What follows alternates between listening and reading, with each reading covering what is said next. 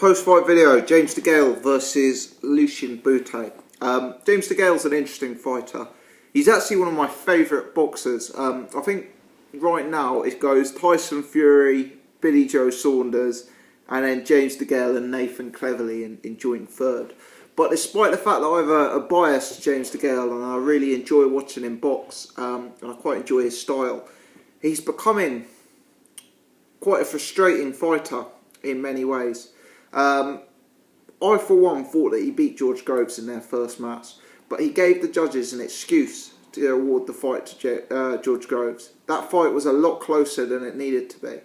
I thought he beat Andre Dirrell fairly handily, but yet again he kind of created a seed for doubt and he let Dirrell back into the fight, and he gave the opportunity for him to be robbed in that fight.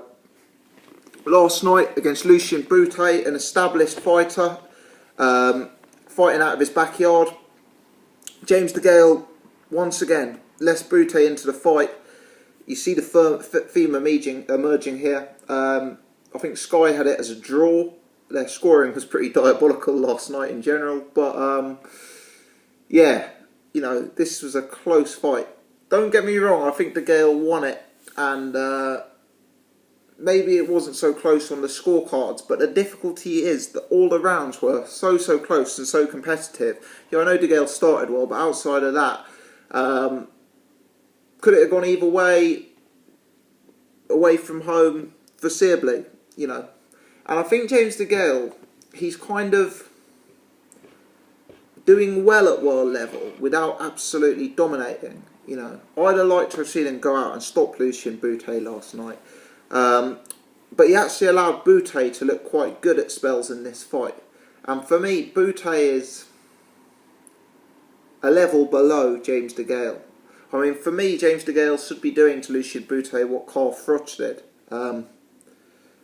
You know, especially after Lucien Bute has been cobra'd, so to speak, and he's had to cut a huge amount of weight to get back down to the super middleweight limit.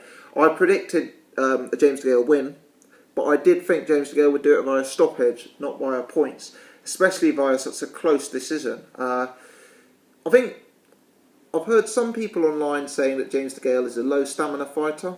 I've heard other people saying that he's a lazy fighter. I'm not 100% sure where my thoughts lie on that divide, but he allows himself time off during fights. And whilst he may be the quality operator, and whilst he may throw the more eye-catching quality punches, he allowed Lucien Bute in this fight to force the pace. He allowed Lucien Bute to come forward and to push him back. And at times I felt he was allowing Lucien Bute to be a volume puncher.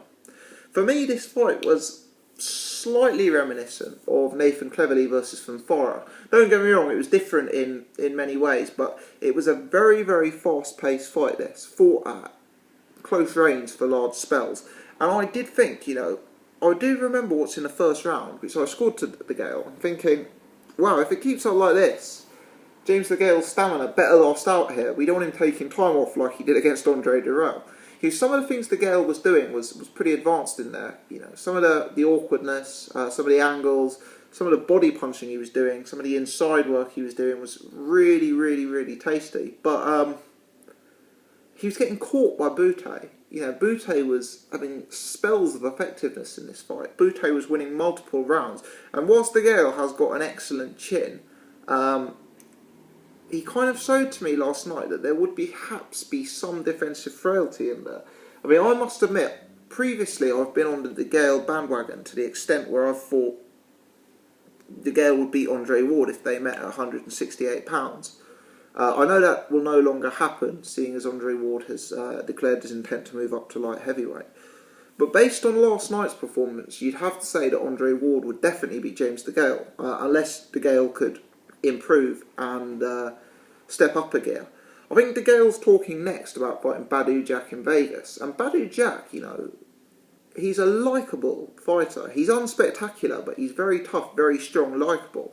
And I think that if Degale's going to look to fight away from home again, and if he's going to go to Vegas, maybe even fight on a TMT card, he's going to really have to raise his game another level, because based on the performance he put in last night, you could see a guy like Badu Jack winning the fight. You really could.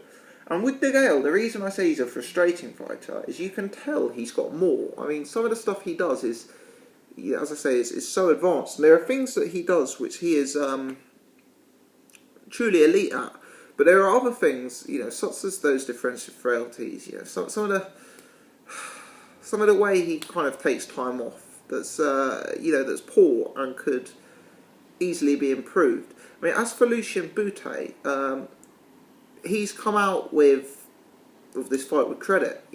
It's kind of been one of those losses. I remember when Cleverly lost to Fonfara, or Ricky Burns lost to Figueroa, when people were saying like, "Oh, Burns took a loss, but he's back in the game."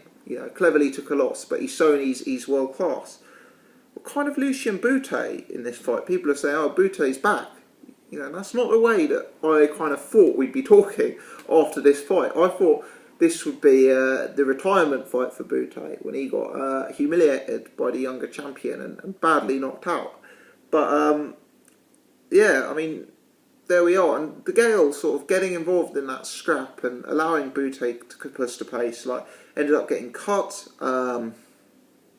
Ended up taking more punishment than he needed to, and I just felt that it wasn't the most convincing of performances. Jim McDonnell, I know he's someone who is very, very fitness orientated. Everyone who speaks about Jim McDonnell says he's a great fitness trainer, and I know obviously McDonnell's performed at a very high level himself as a boxer, but I've always been of the opinion that just because you've been an excellent boxer yourself doesn't necessarily mean you're going to be an excellent trainer. I mean, look at Lennox Lewis, arguably the greatest British boxer of all time. Look how he managed to hijack David Price's training camp. Just because you're a great boxer doesn't mean you're a great coach. And clearly Jim McDonnell is proven as a coach. But at this elite level, I just wonder if Degale may be better off with what I would class it as an elite tactician in his corner. He's got Ambrose Mendy outside the ring doing the sort of backroom deals. He's got Eddie Hearn promoting him. He's got Al Heyman advising him. He's got like the sort of dream team. And I just wonder if, I know he's got a great relationship with Jim McDonnell, and I applaud loyalty when I see it in boxing. It's quite heartwarming, the Tyson Fury Mick Hennessy story. So I'm not suggesting that James Degale should be disloyal to Jim McDonnell, but you do wonder when you keep seeing a fighter who, in my opinion, clearly has the class to be putting dominant performances, labouring to victory, and although he's facing a good level of opposition, let's put it this way: had James Degale beaten George Groves in that first fight, would it likely have been him, not George Groves, who got the Carl Frost fights? Very possibly. I mean, think of the financial impact that would have had on James Degale. Would he have been in a better position than Groves to actually beat Carl Frost? I think that's another sort of strong argument what you could make in terms of the styles. My point is I just feel that either Jim McDonnell is not giving the right advice in the corner, or James Degale is not following that advice. Because for me, isn't it? I mean, if you look back at the Andre Durrell fight, if you were in James Degale's corner, isn't it obvious what you'd be telling him to do?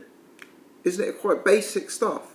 Yet it's not being done at the elite level that you'd hope. So maybe I'm being a bit overcritical here. As I say, I didn't really score the fight. I was pretty in a bad way when I watched it, to be honest. But I remember thinking that it is a Degale win here, but it's tighter than it needs to be. And when you're going away from home, it's that's a big risk to take. Let me know your thoughts on this fight. Have I been a bit harsh? How did you see it going? Do you agree with any of my sentiments there on James Degale? Many thanks indeed for watching.